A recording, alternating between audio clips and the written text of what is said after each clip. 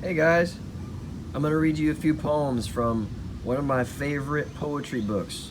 It's called Where the Sidewalk Ends, and the poems and drawings were written and drawn by a guy named Shel Silverstein.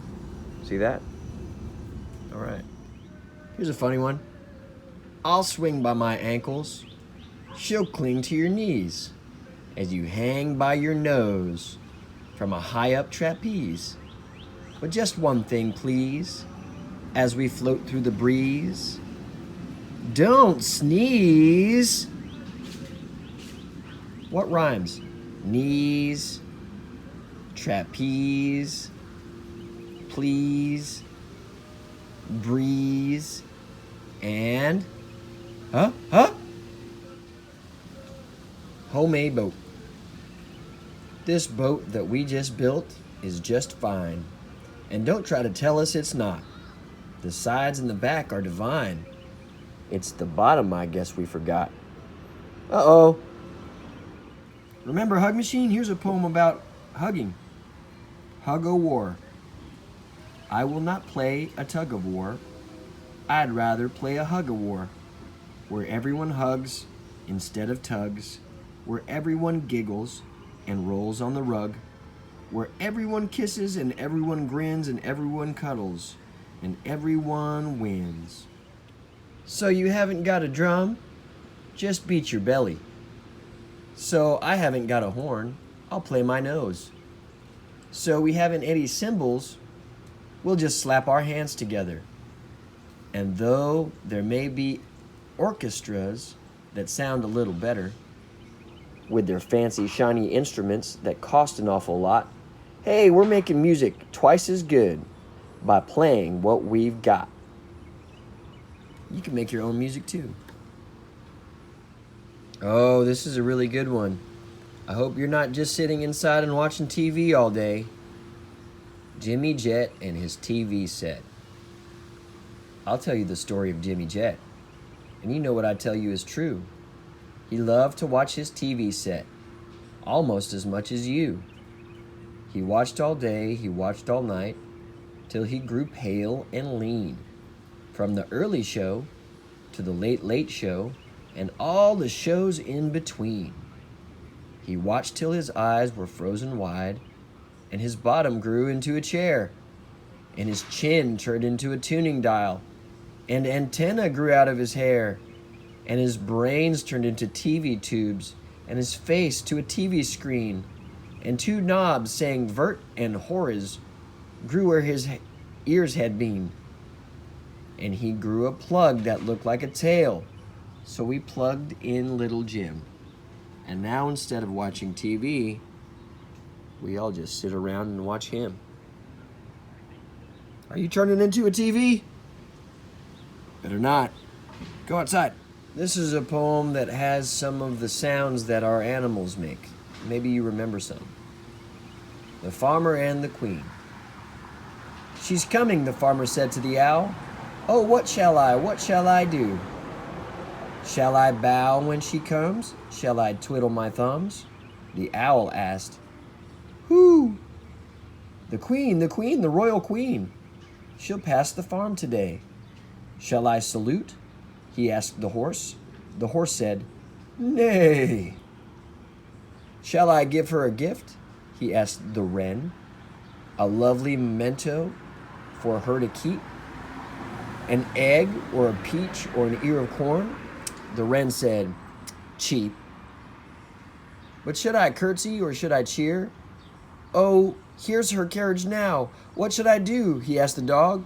And the dog said, Bow. So he did, and so she passed. Oh, tra-la-la-la-la. She smiled, she did, he told the sheep. And the sheep said, Bah. Okay, when we start learning about money, you're going to get this poem. My dad gave me $1 bill because I'm his smartest son.